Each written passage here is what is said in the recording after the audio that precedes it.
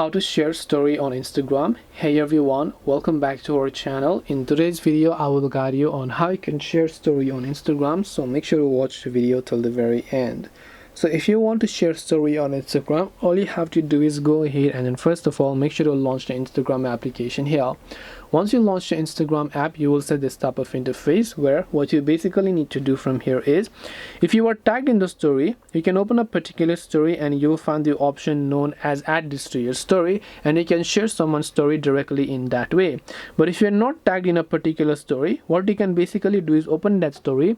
If it's a video, you can take a screen recording, and if it's a photo, you can basically take a screenshot, and once done you can simply come back to your own tab and then tap the plus icon, go about selecting that cropped story. You can crop it if you like, and you can also mention that person if you are willing to do so, and from there on you should be able to go ahead and then share story on Instagram. This way you can share story on Instagram.